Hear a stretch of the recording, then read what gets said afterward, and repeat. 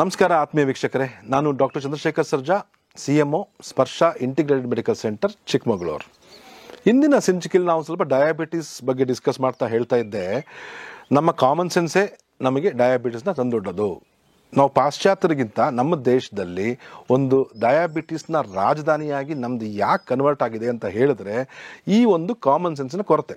ನಾವು ತಿಳ್ಕೊಂಡ್ವಿ insulin resistance ಅಂದರೆ ಏನು ಅಂತ. ಪ್ರತಿಯೊಬ್ಬರು ಅಂದ್ಕೊಂಡಿದ್ವಿ ಇನ್ಸುಲಿನ್ ಕಡಿಮೆ ಆದರೆ ಡಯಾಬಿಟಿಸ್ ಬರುತ್ತೆ, ಅಪ್ಪ ಅಮ್ಮಂಗೆ ಡಯಾಬಿಟಿಸ್ ಇತ್ತು ಮಕ್ಕಳಿಗೆ ಬರುತ್ತೆ. ಆದರೆ ಇವೆಲ್ಲ ಶುದ್ಧ ಸುಳ್ಳು. ಏನಂದರೆ ಇನ್ಸುಲಿನ್ ರೆಸಿಸ್ಟೆನ್ಸ್ ಆಗಲಿಕ್ಕೆ ನಮ್ಮ ದೇಹದಲ್ಲಿ ನಾವು ಮಾಡ್ತಿರೋವಂಥ ಒಂದು ತಪ್ಪು ಆಹಾರ ಕ್ರಮಗಳೇ ಕಾರಣ. ಮ್ಯಾಕ್ರೋ ನ್ಯೂಟ್ರಿಯೆಂಟ್ಸ್ ಅಂತ ಹೇಳಿದ್ರೆ ಈ ಕಾರ್ಬೋಹೈಡ್ರೇಟ್ ಇರ್ಬೋದು, ಪ್ರೋಟೀನ್ಸ್ ಇರ್ಬೋದು ಅಥವಾ ಫ್ಯಾಟ್ಸ್ ಇರ್ಬೋದು, ಅದರಲ್ಲಿ ಸಮ ಪ್ರಮಾಣದಲ್ಲಿ ಕ್ಯಾಲೋರೀಸ್ ನಮ್ಮ ದೇಹಕ್ಕೆ ಸೇರಿದಾಗ ಡಯಾಬಿಟಿಸ್ ಉಂಟಾಗಲ್ಲ. ಯಾವುದೇ ಏರುಪೇರಾದಲ್ಲಿ ಕಾರ್ಬೋಹೈಡ್ರೇಟ್ನಿಂದ ನಾವು ಕ್ಯಾಲರೀಸ್ನ ತಗೊಳ್ತಾ ಇದ್ದೀವಿ ಅಂತ ಹೇಳಿದಾಗ ನಮ್ಮ ದೇಹದಲ್ಲಿ ಇನ್ಸುಲಿನ್ ಸರ್ಜ್ ಆಗಿ ಅದರ ನಂತರ ಅದು ಒಂದು ಏರುಪೇರಾಗಕ್ಕೆ ಶುರು ಆಗುತ್ತೆ. ಆವಾಗ ಏನಾಗುತ್ತೆ ಅಂದರೆ ನೀವು ಡಾಕ್ಟರ್ ಹತ್ರ ಹೋದಾಗ ಶುಗರ್ ಸ್ವಲ್ಪ ಜಾಸ್ತಿ ಇದೆ, ಮಾತ್ರೆ ಶುರು ಮಾಡಿ ಅಂತ ಕೊಟ್ಬಿಡ್ತಾರೆ. ಕೆಲವರುಗಳಿಗೆ ಸ್ವಲ್ಪ ಕಾಮನ್ ಸೆನ್ಸ್ ಇರೋರು ಬೇಡ ನೋಡೋಣ ಅಂತ ಕಾಯ್ತೀರ ಅಲ್ವಾ. ಇದೇ ರೀತಿ ಒಂದು ಪೇಷಂಟ್ ಹತ್ರ ಬಂದಿದ್ರು, ಒಂದು ಲೇಡಿ, ಒಂದು 45 ಇಯರ್ಸ್ ಇರ್ಬೋದು, ಒಂದು ಸಾಫ್ಟ್ವೇರ್ ಪ್ರೊಫೆಷನಲ್ ಲೇಡಿ. ಇವ್ರು ಬಂದಾಗ ತೋರಿಸಿದ್ರು ಅವ್ರ ಬ್ಲಡ್ ರಿಪೋರ್ಟ್ನ. ಡಾಕ್ಟ್ರೆ, ನನಗೆ ಇಷ್ಟೇ ಸಣ್ಣ ವಯಸ್ಸಿನಲ್ಲಿ ನೋಡಿ 130 ಬರ್ತಾ ಇದೆ ಫಾಸ್ಟಿಂಗ್ ಬ್ಲಡ್ ಶುಗರ್ನಲ್ಲಿ. ಹಾಗಾಗಿ ಇದು ಏನು ಮಾಡೋದು, ನನಗೆ ನೋಡಿ ಡಯಟ್ ಮಾಡೋಕ್ಕಂತೂ ಆಗಲ್ಲ, ನನಗೆ ನೀವು ಹೇಳ್ತೀರಾ ರೈಸ್ ಬಿಟ್ಬಿಡಿ ಅಂತ. ನನ್ನ ಕೈಯಲ್ಲಿ ರೈಸ್ ಬಿಟ್ಬಿಡೋಕ್ಕಾಗಲ್ಲ, ಅದ್ರ ಬದಲು ಮಾತ್ರೆ ಕೊಟ್ಬಿಡಿ ಅಂತ ಹೇಳಿದ್ರು. ಆವಾಗ ನಾನು ಅವ್ರಿಗೆ ಏನು ಹೇಳಿದೆ ಅಂದರೆ, ನೋಡಿ ಮೇಡಮ್, ನಿಮಗೆ ಮಾತ್ರೆ ಕೊಡೋದು ದೊಡ್ಡ ವಿಷಯ ಅಲ್ಲ, ಆದರೆ ನಿಮಗೆ 130 140 ತನಕ ಇರುವಂಥ ಡಯಾಬಿಟಿಸ್ನ ನಾವು ನ್ಯಾಚುರಲಾಗಿ ಕಂಟ್ರೋಲ್ ಮಾಡ್ಕೋಬೋದು. ಯಾಕೆ ಸುಮ್ಮನೆ ಇದಕ್ಕೆಲ್ಲ ಡಯಾಬಿಟಿಸ್ ನೋಡಿ, ಯಾಕೆ ಅಂತ ಹೇಳಿದ್ರೆ ನೀವು ಡಯಾಬಿಟಿಸ್ಗೆ ಮಾತ್ರ ನುಂಗ್ತೀರಾ. ಇವತ್ತು ಏನೋ ಒಂದು ಡೋಸೇಜಲ್ಲಿ ಮೆಡಿಸಿನ್ಸ್ ಕೊಡ್ತೀನಿ, ಆದರೆ ಇನ್ನು 3 ತಿಂಗಳು ಬಿಟ್ಟು ನಿಮಗೆ ಅದೇ ಡೋಸೇಜ್ ನಿಮ್ಮ ಬಾಡಿಗೆ ಹೋಗುತ್ತೆ ಅಂತ ಹೇಳಲಿಕ್ಕೆ ಬರಲ್ಲ. ನೀವು ಇವಾಗ 250 mg ತೊಗೊಳ್ತಾ ಇದ್ರೆ ನಾಡ್ದು ಬಂದಾಗ ನೀವು 500 mg ತೊಗೋಬೇಕಾಗುತ್ತೆ.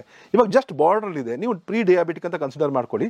ಸ್ವಲ್ಪ ಡಯಟ್ ಚೇಂಜ್ ಮಾಡಿ ನೋಡಿ, 1 ತಿಂಗಳು ನೋಡೋಣ. ಇನ್ ಕೇಸ್ ಕಂಟ್ರೋಲಿಗೆ ಬರಲಿಲ್ವಾ, ಅದಾದಮೇಲೆ ನಿಮಗೆ ಬೇಕಾದ್ರೆ ಮೆಡಿಸಿನ್ ಸ್ಟಾರ್ಟ್ ಮಾಡ್ತೀನಿ ಅಂತ ಹೇಳಿದೆ. ಆಯಿತು ಹೇಳಿ ಡಾಕ್ಟರ್, ನನಗೇನೋ ಇಷ್ಟ ಇಲ್ಲ, ಆದರೂ ಟ್ರೈ ಮಾಡಿ ನೋಡ್ತೀನಿ ಅಂತ ಹೇಳಿದ್ರು. ಅವ್ರಿಗೆ ನಾನು ಏನು ಹೇಳಿದೆ ಅಂದರೆ, ಯಾವುದೇ ಕಾರಣಕ್ಕೂ ನೀವು ರೈಸ್ ಬಿಡಬೇಡಿ, ಬಿಡುವಂಥ ಅವಶ್ಯಕತೆ ಇಲ್ಲವೇ ಇಲ್ಲ. ಆದರೆ ನೀವು ಎಷ್ಟು ತಿಂತಾ ಇದ್ರೋ ರೈಸು ಅಥವಾ ಚಪಾತಿ ಅಥವಾ ನವಣೆ, ಸಜ್ಜೆ, ಸಾಮೆ, ಊದಲು, ಕೊರಲೆ ಏನು ಧಾನ್ಯಗಳು ತಿಂತಿದ್ರೋ ಅದರ ಪ್ರಮಾಣನ 50% ಇಳಿಸಿ. ನೀವು ಎಷ್ಟು ಅನ್ನ ಹಾಕ್ಕೊಳ್ತೀರೋ ಅಷ್ಟೇ ತರಕಾರಿಗಳನ್ನ ಹಾಕ್ಕೊಳ್ಳಿ, ಅಷ್ಟೇ ಸಲಾಡ್ಸ್ನ ಹಾಕ್ಕೊಳ್ಳಿ, ಬೇಕಾದ್ರೆ ಮಜ್ಜಿಗೆನೋ ಮೊಸರು ಕುಟ್ಕೊಳ್ಳಿ. ಜಸ್ಟ್ ಇಷ್ಟೇ ಸಾಕು. ಜೊತೆಗೆ ವಾರದಲ್ಲಿ ಒಂದು 4 ದಿನ 20 ನಿಮಿಷ ವಾಕ್ ಮಾಡಿ, ಇಷ್ಟೇ ಹೇಳಿದ್ದು. ಆದರೆ 1 ತಿಂಗಳು ಅವರು ಹೋದರು, ಫಾಲೋ ಮಾಡಿದ್ರು, ಬಂದರು, ಅವ್ರದ್ದೊಂದು ರಿಪೋರ್ಟ್ ತೋರಿಸಿದ್ರು. ಅವರ HbA1c ಚೆಕ್ ಮಾಡ್ಕೊಂಡು ಬಂದಿದ್ರು. ಒಂದು 2 months ಆ್ಯಾವ್ರೇಜ್ ಗ್ಲೂಕೋಸ್ ಲೆವೆಲ್ ಅದು 6.2 ಇತ್ತು. ಮುಂಚೆ ಇದ್ದಂಥ 7.5 ಇದ್ದಂಥ HbA1c 6.2 ಕೇವಲ 1 ತಿಂಗಳಲ್ಲಿ. ನಾನು ಸ್ವಲ್ಪ ಆಶ್ಚರ್ಯಪಟ್ಟು ಗ್ಲೂಕೋಸ್ ಲೆವೆಲ್ ನೋಡಿದೆ. ಫಾಸ್ಟಿಂಗ್ ಲೆವೆಲ್ಲು 85 ಇತ್ತು, ಆಫ್ಟರ್ ಫುಡ್ಡು 110 ಇತ್ತು. ಅಂದರೆ way below normal levels, completely normal ಆಗಿದ್ದರು. ನಾನೇ ಕೇಳಿದೆ, ಆ್ಯಕ್ಚುಲಿ ನೋಡಿ ನೀವೇನೋ ಡಯಟ್ ಮಾಡೋಕ್ಕಾಗಲ್ಲ, ನೀವು ಬರೀ ಮೆಡಿಸಿನ್ಸ್ ಕೊಡಿ ಅಂತ ಹೇಳಿದ್ರಿ, ಮೆಡಿಸಿನ್ಸ್ ನನಗೆ ಗೊತ್ತಿಲ್ಲ, ತಗೊಂಬಿಟ್ರಾ ಅಂತ ಕೇಳಿದೆ. ಅವರು ಇಲ್ಲ, ನೀವು ಹೇಳ್ದಂಗೆ ಫಾಲೋ ಮಾಡಿದ್ದು, ಜಸ್ಟ್ 50% ಮಾತ್ರ ನಾನು ರೈಸ್ ಕಡಿಮೆ ಮಾಡಿದೆ, ಒಂದು 50% ತರಕಾರಿಗಳನ್ನ ಜಾಸ್ತಿ ಮಾಡಿದೆ, ಒಂದು 20 ನಿಮಿಷ ನಾನು ವಾಕಿಂಗ್ ಮಾಡೋಕ್ಕೆ ಶುರು ಮಾಡಿದೆ, ಅಷ್ಟೇ ಅಂತ ಹೇಳಿದ್ರು. ಅವರಿಗೆ ಅದರಿಂದ ಒಂದು ಅನುಭವ ಏನಾಯಿತು ಅಂತ ಹೇಳಿದ್ರೆ, ಡಯಾಬಿಟಿಸ್ ಬಂದ ತಕ್ಷಣ ಮಾತ್ರೆ ತಗೊಳ್ಳೋದು ಮುಖ್ಯ ಅಲ್ಲ. ಯಾಕೆ ಹೇಳ್ತೀನಿ ಅಂದರೆ ವೀಕ್ಷಕರೇ, ಡಯಾಬಿಟಿಸಿಗೆ ಮಾತ್ರೆ ತಗೊಳ್ಳೋದು ಮುಖ್ಯ ಅಲ್ಲ. ಡಯಾಬಿಟಿಸ್ನಿಂದ ಯಾರೂ ಸಾಯಲ್ಲ, ಡಯಾಬಿಟಿಸ್ ಮಾಡುವಂಥ ಕಾಂಪ್ಲಿಕೇಶನ್ಸಿಂದನೇ ಸಾವುಗಳಾಗೋದು ಅಲ್ವಾ. ನೋಡಿ, ಒಂದು ಶುಗರ್ ಅಂಶ ಜಾಸ್ತಿ ಹರಿತಾ ಇದೆ ಅಂತ ಹೇಳಿದ್ರೆ, ಒಂದು ಹೈವೇ ಅಂತ ಅಂದ್ಕೊಳ್ಳಿ.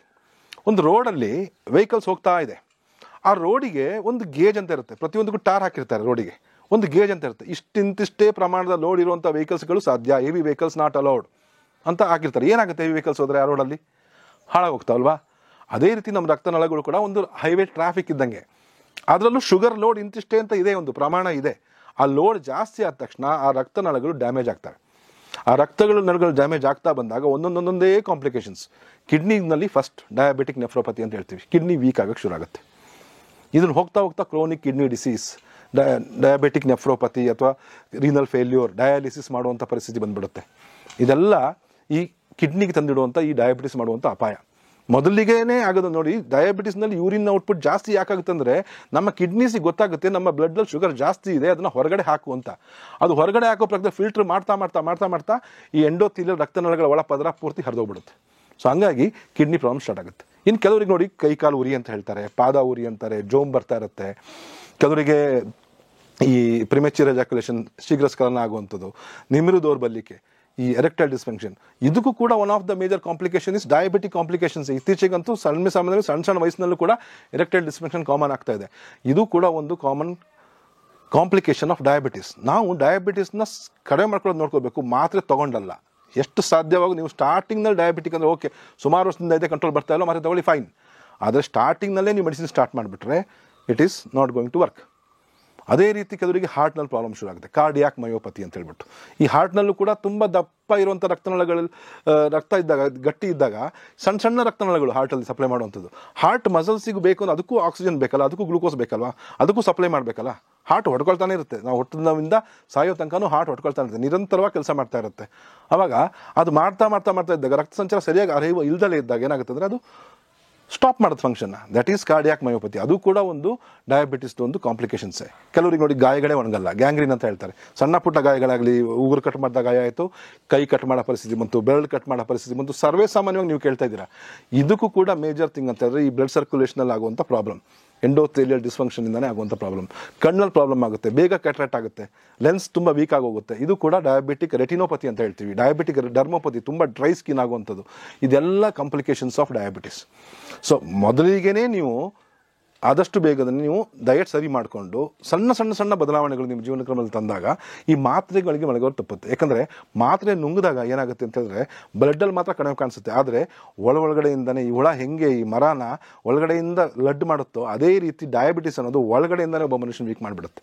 ಸೊ ಹಾಗಾಗಿ ಕಂಪ್ಲೀಟಾಗಿ ನೀವು ಮಾತ್ರೆಗಳ ಮೇಲೆ ಅವಲಂಬಿತವಾಗದಲೇ ನಿಮ್ಮ ಜೀವನ ಕ್ರಮನ ಸರಿ ಮಾಡಿಕೊಂಡು, ನಿಮ್ಮ ಆಹಾರ ಕ್ರಮದಲ್ಲಿ ಸ್ವಲ್ಪ ಬದಲಾವಣೆಗಳು ತಂದುಕೊಂಡು, ಸ್ವಲ್ಪ ಎಕ್ಸಸೈಸ್ನ ಜಾಸ್ತಿ ಮಾಡಿಕೊಂಡು ಮುಂದುವರೆದಾಗ ಈ ಡಯಾಬಿಟಿಸ್ನ ನೀವು ಮೆಡಿಸಿನ್ಸ್ ತೊಗೊಳ್ಳೋದನ್ನು ಅವಾಯ್ಡ್ ಮಾಡ್ಬೋದು, ಕಂಪ್ಲೀಟ್ ರಿವರ್ಸ್ ಮಾಡ್ಬೋದು, ಯಾವುದೇ ಕಾಂಪ್ಲಿಕೇಶನ್ನ ಕೂಡ ನೀವು ಬಚಾವಾಗ್ಬೋದು. ಅಂಧಜ್ಞಾನ ಇದೆಯಲ್ಲ, ಅಂದರೆ ತುಂಬ ತಪ್ಪು ತಿಳುವಳಿಕೆ ಇದೆಯಲ್ಲ, ಯಾವತ್ತು ಅಜ್ಞಾನಕ್ಕಿಂತ ಡೇಂಜರಸ್. ಸರಿಯಾದ ತಿಳುವಳಿಕೆ ಯಾವತ್ತೂ ಇರಬೇಕು. ಒಂದು ಸಣ್ಣ ಕಾಮನ್ ಸೆನ್ಸಿಂದ ನಾವು ಡಯಾಬಿಟಿಸಿಂದ ಹೊರಗಡೆ ಬರ್ಬೋದು. ಇದನ್ನು ಖಂಡಿತ ಫಾಲೋ ಮಾಡಿ. ಇದು ನಿಮ್ಮ ಇಷ್ಟಪಟ್ಟವರಿಗೂ ಕೂಡ ಈ ವಿಡಿಯೋನ ಶೇರ್ ಮಾಡಿ. ಇದೇ ಥರ ಮತ್ತೊಂದು ಸೈಂಟಿಫಿಕ್ ವಿಡಿಯೋ ಒಂದಿಗೆ ನಿಮ್ಮನ್ನು ಭೇಟಿ ಆಗ್ತೀನಿ. ಅಲ್ಲಿವರೆಗೂ ನಮಸ್ಕಾರ.